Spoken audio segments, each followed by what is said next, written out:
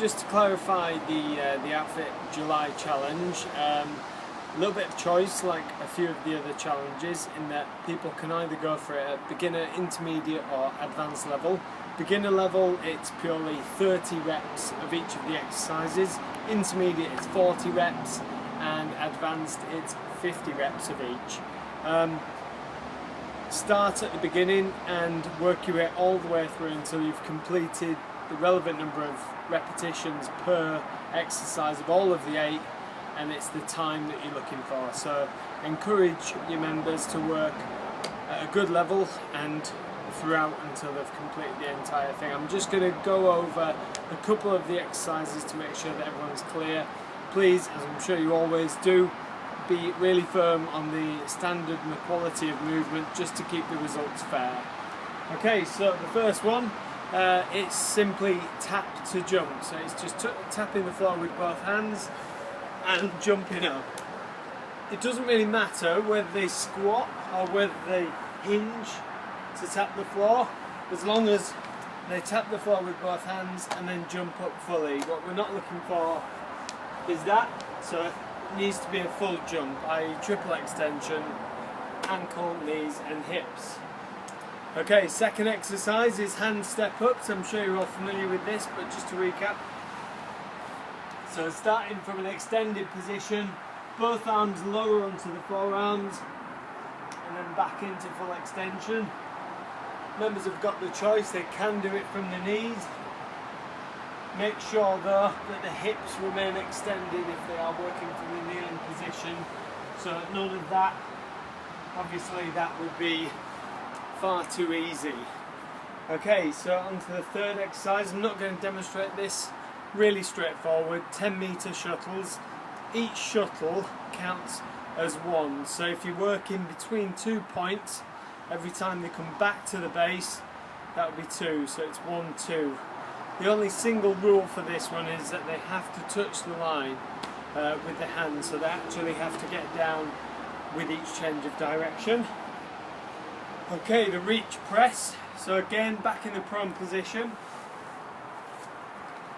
So it's just dropping down and tapping before returning to that position. They can do the press off the knees, but the knees have to lift at the top point in prone. So I'll just demonstrate that.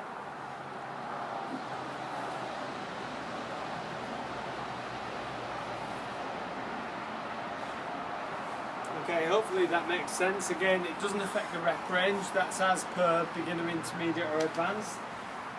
Overhead reverse lunges, so each lunge counts, so both sides will be 2.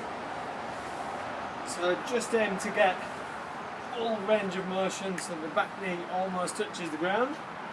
Barrel rolls. So with this, it's lying in a supine position. So on the floor, feet and arms off the ground. I'm quite simply going to roll into prone and back. Okay, just bear with me.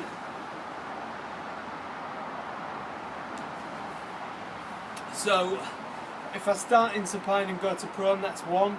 Back into supine on my back, that would be 2. So it'd be 25 in each direction if I'm going for advanced. So 2 more exercises. Side jumps. If you've got high hurdles, use the hurdles. If not, just use 3 cones and don't worry about the height. So they have to at least work 3 cones width for each jump. So again, both feet together for jump and land. So 1, 2, 3. Okay, so each jump counts as 1 rep. And the final exercise is a jackknife. So again, in that supine position.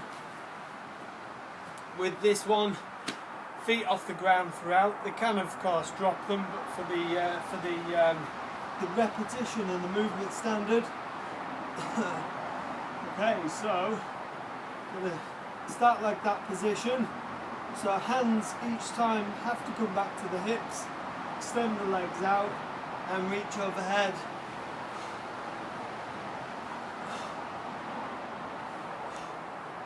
Okay, so extending and then folding into the centre is 1 rep. Okay, hopefully that all makes sense, and it's, as I mentioned before, it's all for time. So what I'd recommend is, if you've got large numbers, sort of 8 plus in your group, split them in half, pair them off, get wave 1 doing it so that each person's got a bit of a support team. Once they've all completed, record the times, switch over and start wave 2 all at the same time. Cheers.